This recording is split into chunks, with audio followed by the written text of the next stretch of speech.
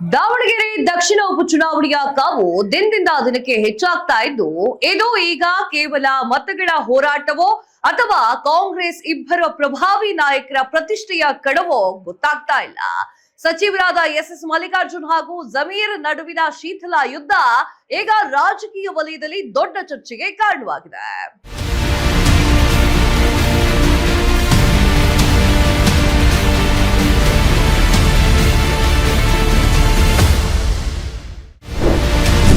ದಾವಣಗೆರೆ ದಕ್ಷಿಣ ಕ್ಷೇತ್ರ ಪ್ರತಿಷ್ಠೆಯ ಕಣ. ಮಲ್ಲಿಕಾರ್ಜುನ್ ಜಮೀರ್ ಶೀತಲ ಸಮರ. ಅಭ್ಯರ್ಥಿ ಸಮರ್ಥಿಯಲ್ಲಿ ಢವಢವ. ಇಡೀ ರಾಜ್ಯದ ಗಮನವನ್ನ ಸೆಳೆದಿರುವ ದಾವಣಗೆರೆ ದಕ್ಷಿಣ ಕ್ಷೇತ್ರದಿಂದ ಕಾಂಗ್ರೆಸ್ ಅಭ್ಯರ್ಥಿಯಾಗಿ ಸಮರ್ಥ ಶಾಮನೂರು ಕಣಕ್ಕೆ ಇಳಿದಿದ್ದಾರೆ. ಸಚಿವರಾಗಿರುವಂತಹ ತಂದೆ ಎಸ್ ಮಲ್ಲಿಕಾರ್ಜುನ್ ಅವರ ಪ್ರಭಾವ ಹಾಗೂ ತಾತ ಶಾಮನೂರು ಶಿವಶಂಕರಪ್ಪ ಅವರ ವರ್ಚಸ್ಸಿನಿಂದ ಗೆಲುವಿನ ವಿಶ್ವಾಸ ಮೂಡಿಸಿತ್ತು. ಪಕ್ಷದಲ್ಲಿನ ಆಂತರಿಕ ಒಡಕು ಹಾಗೂ ಅಲ್ಪಸಂಖ್ಯಾತ ಸಮುದಾಯದ ವಿರೋಧ ಗೆಲುವಿನ ಲೆಕ್ಕಾಚಾರವನ್ನೇ ತಲೆ ಕೆಳಗಾಗಿಸಬಹುದು ಅನ್ನುವಂತಹ ಭಯ ಕಾಡ್ತಾ ಇದೆ. ಈ ಚುನಾವಣೆಗೆ ಮುನ್ನವೇ ಪಕ್ಷದೊಳಗಿನ ಅಸಮಾಧಾನ ಹೊರಬಿದ್ದಿತ್ತು. ಅಲ್ಪಸಂಖ್ಯಾತರಿಗೆ ಟಿಕೆಟ್ ನೀಡಬೇಕು ಎನ್ನುವಂತಹ ಬೇಡಿಕೆಯನ್ನು ಮುಂದಿಟ್ಟಿದ್ದಲ್ಲಿ ಸಚಿವ ಜಮೀರ್ ಅಹಮದ್ ಖಾನ್ ಅವರು ಕೂಡ ಒಬ್ಬರಾಗಿದ್ರು. ಇದಕ್ಕೆ ಸಚಿವ ಎಸ್ ಮಲ್ಲಿಕಾರ್ಜುನ್ ತೀವ್ರವಾಗಿ ಪ್ರತಿರೋಧಿಸಿದ್ರಿಂದ ಒಳಜಗಳ ತಾರಕಕ್ಕೇರಿತ್ತು.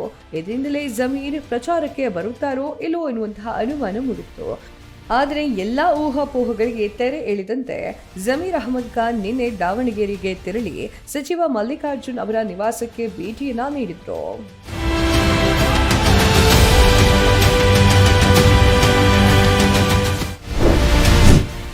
ಜಮೀರ್ ಪ್ರಚಾರಕ್ಕೆ ಬಂದು ಹಿಂತಿರುಗಿದ್ಯಾಕೆ? ಸಮರ್ಥ ಶಾಮನೂರು ಗೆಲುವಿನ ಹಾದಿ ಸುಲಭವೇ? ಜಮೀರ್ ಅಹಮದ್ ಖಾನ್ ಅವರು ಚುನಾವಣಾ ಪ್ರಚಾರಕ್ಕೆ ಇಷ್ಟು ದಿನ ಬಾರದಕ್ಕೆ ಸ್ಪಷ್ಟನೆ ನೀಡುವ ಪ್ರಯತ್ನವನ್ನು ಮಾಡಿದ್ರು. ದಾವಣಗೆರೆಯಲ್ಲಿ ಸುದ್ದಿಗೋಷ್ಠಿಯನ್ನ ನಡೆಸಿ ಮಾತನಾಡಿರುವಂತಹ ಜಮೀರ್, ನಾನು ಕೇರಳ ಚುನಾವಣೆಯಲ್ಲಿ ಬ್ಯುಸಿ ಆಗಿದ್ದೆ, ಈಗ ಬಂದಿದ್ದೇನೆ, ಸಮರ್ಥ 100ಕ್ಕೆ 100 ಗೆಲ್ಲುವನ್ನ ಸಾಧಿಸುತ್ತಾರೆ ಅಂತ ಹೇಳಿ ವಿಶ್ವಾಸವನ್ನು ವ್ಯಕ್ತಪಡಿಸಿದ್ರು. ಆದರೆ ಈ ಹೇಳಿಕೆಯ ಬೆನ್ನಲ್ಲೇ ಈ ಹೇಳಿಕೆ ಕೇವಲ ಹೇಳಿಕೆಯಷ್ಟೇ ಸೀಮಿತವೇ ಎನ್ನುವಂತಹ ರಾಜಕೀಯ ಚರ್ಚೆಗಳು ಶುರುವಾಗಿದೆ.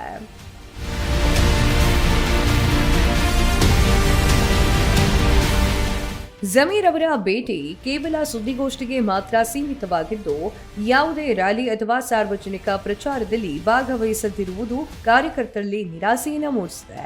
ಸಾವಿರಾರು ಬೆಂಬಲಿಗರು ಕಾದು ಕೂತ್ಕೊಂಡಿದ್ರು, ಬೀದಿಗಿಳಿದು ಮತಯಾಚನೆಯ ಮಾಡದೆ ಹಿಂತಿರುಗಿದ್ದು ಹಲವು ಪ್ರಶ್ನೆಗಳನ್ನು ಹುಟ್ಟುಹಾಕಿದೆ. ಇದರಿಂದ ಸಚಿವ ಮಲ್ಲಿಕಾರ್ಜುನ್ ಹಾಗೂ ಜಮೀರ್ ಅಹಮದ್ ಖಾನ್ ನಡುವಿನ ಸಂಬಂಧ ಹಳಸಿದೆ ಎನ್ನುವಂತಹ ವದಂತಿಗೆ ಮತ್ತಷ್ಟು ಬಲ ಸಿಕ್ಕಂತೆ ಆಗಿದೆ. ಹಿಂದೆ ಬೃಹತ್ ರ್ಯಾಲಿ ಮೂಲಕ ಶಕ್ತಿ ಪ್ರದರ್ಶನ ಮಾಡ್ತಾ ಇದ್ದಂತಹ ಜಮೀರ್ ಈ ಬಾರಿ ಸೀಮಿತ ಹಾಜರಾತಿ ಮಾತ್ರ ನೀಡಿರುವುದು ರಾಜಕೀಯವಾಗಿ ಬಹಳಷ್ಟು ಗಮನವನ್ನ ಸೆಳೆಯುತ್ತಿದೆ.